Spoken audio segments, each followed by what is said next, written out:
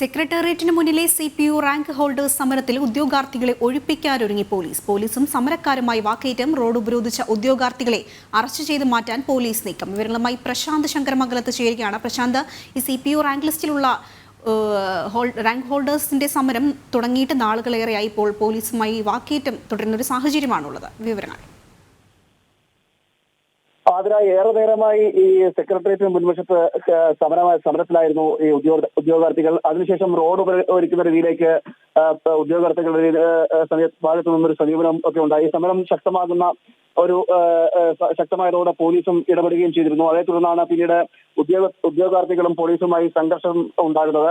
അതായത് സമരത്തിൽ ഏർപ്പെട്ടിരുന്ന ഉദ്യോഗാർത്ഥികളിൽ ചിലരെ പോലീസ് അറസ്റ്റ് ചെയ്ത് നീക്കുവാൻ ആരംഭിക്കുകയും വാഹനത്തിലേക്ക് കയറ്റുകയും ഒക്കെ ചെയ്തു.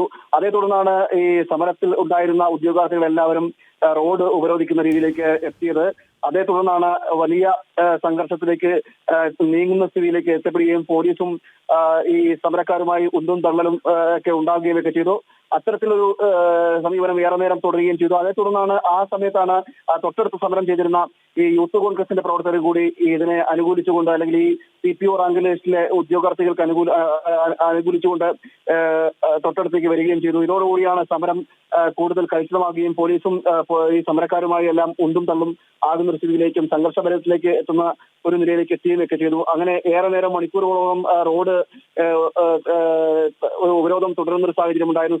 ഇതുപോലെ തന്നെ പോലീസുമായൊരു വാക്കേറ്റം തുടരുന്ന സാഹചര്യമൊക്കെ ഉണ്ടായി. എന്തായാലും ഇപ്പോൾ അതേ തുടർന്ന് പോലീസ് ഇപ്പോൾ അറസ്റ്റ് ചെയ്ത് നീക്കിയ ഉദ്യോഗാർത്ഥികളെ വിട്ടയക്കാമെന്നൊരു നിലപാടിന്റെ അടിസ്ഥാനത്തിലാണ് ഇപ്പോൾ സമരക്കാർ ഒഴിഞ്ഞു തുടങ്ങിയത്. എന്തായാലും സമരം തുടരുകയാണ്, സെക്രട്ടറിയുടെ മുമ്പിൽ തന്നെ തുടരുകയാണ്. അതിനിടയിലാണ് ഇത്തരത്തിലൊരു നീക്കം പോലീസിന്റെ ഭാഗത്തും ഉണ്ടായത്. അതുപോലെ തന്നെ ഉദ്യോഗാർത്ഥികളുടെ ഈ സമരം ശക്തിപ്പെടുകയും ആണ് ചെയ്തത്. ഇതിൽ തുടർന്നാണ് പോലീസിന്റെ ഭാഗത്ത് നിന്ന് നീക്കം എന്ന് വേണം നമുക്ക് മനസ്സിലാക്കാൻ. കാരണം ഏറെ ദിവസങ്ങളായി ഇത്തരത്തിൽ സെക്രട്ടേറിയറ്റിന് മുന്നിൽ ഈ ഉദ്യോഗാർത്ഥികൾ സമരത്തിലാണ്.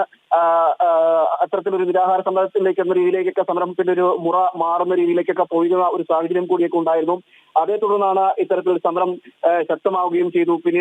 ഈ സമരം പിന്നീട് റോഡ് ഉപരോധത്തിലേക്കൊക്കെ എത്തുന്ന ഒരു സ്ഥിതിയിലേക്കൊക്കെ എത്തുകയും ചെയ്തു. തുടർന്നാണ് പോലീസിന്റെ ഭാഗത്തും ഇത്തരത്തിലൊരു നടപടിയിലേക്ക് എത്തിച്ചിരുന്നത്. ഉദ്യോഗാർത്ഥികളെ അറസ്റ്റ് ചെയ്ത് നീക്കുവാനുള്ള സമീപനവും പോലീസിന്റെ ഭാഗത്തുണ്ടായിരുന്നു.